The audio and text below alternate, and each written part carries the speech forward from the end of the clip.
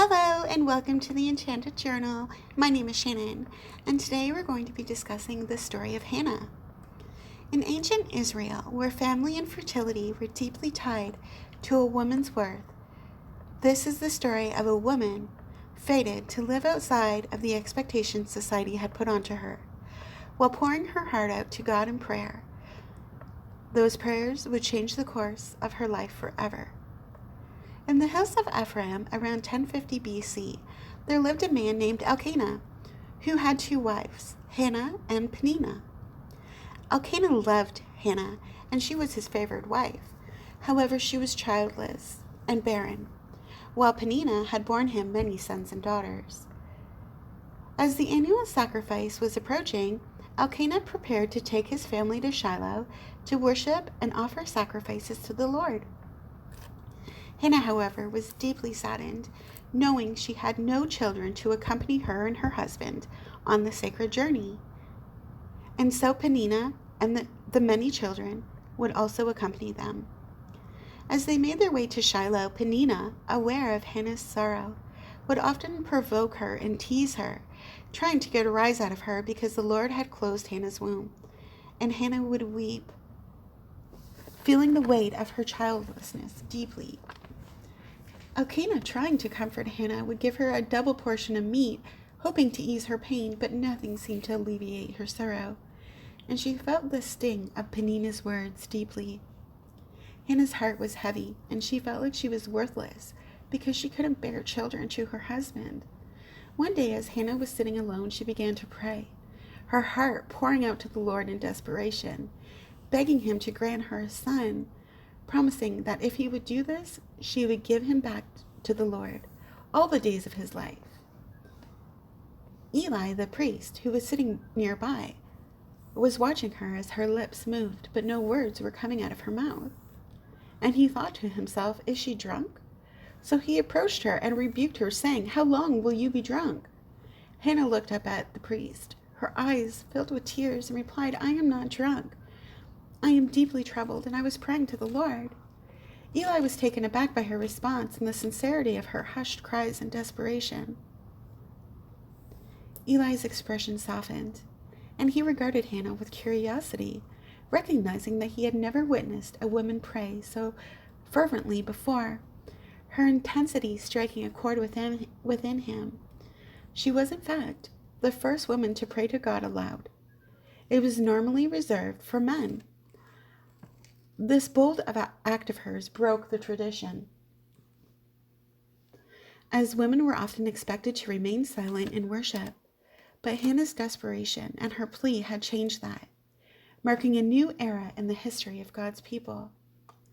For 19 years, Hannah poured her heart out to God, praying daily and fervently for a child, her faith unwavering despite the long wait, and though her sadness lingered, her hope remained steadfast, a testament to her unshakable trust in the Lord's goodness. In those times, childbearing was seen as a woman's primary purpose and her value within the home. And Hannah's inability to conceive made her feel like a failure in the eyes of society, leading to feelings of inadequacy and depression that seemed to suffocate her at times. Despite Elkanah's love and reassurance, Hannah couldn't shake off the feeling that her childlessness reflected poorly on him, and she feared that he might eventually turn away from her, seeking a more fertile wife to bear him children, leaving her feeling anxious and insecure about their marriage. Her fears and doubts swirled together, making it difficult for her to find joy in their relationship, even though Elkanah tried to reassure her with gentle words and gentle gestures. 19 years. And during that time, Hannah's faith remains unwavering, her heart fixed on the promise she made to God, that if he granted her a child, she would dedicate that child to his service. And finally, the miracle happens. After 19 long years of waiting, praying, and trusting, Hannah becomes pregnant with a child, and she knows in her heart that this is the answer to her prayers, the fulfillment of God's promise to her. She gives birth to a son, and in gratitude to God, she names him Samuel, meaning heard by God. A constant reminder the Lord's faithfulness in answering her prayers. Samuel grows up to become one of Israel's greatest leaders, a prophet, a judge, and a priest, who plays a crucial role in the shaping of the nation's history, and his life's work is marked by unwavering faithfulness to God and his people. Samuel becomes a powerful prophet, speaking God's words to the people of Israel, guiding them towards righteousness and warning them against adultery and sin. And he also serves as a judge, providing wise counsel and leadership to the nation. Hannah's story is an inspiration because it shows us that even in the midst of our deepest sadness, disappointment, and societal pressures, our faith and perseverance can ultimately lead to a breakthrough and blessings beyond our wildest dreams. Hannah's story touches on the theme of depression, showing how societal expectations and personal struggles can weigh heavily on one's mental health. But ultimately, her faith and trust in God provide her with hope and comfort, serving as a reminder that depression is not a sign of weakness, and seeking help is a sign of strength.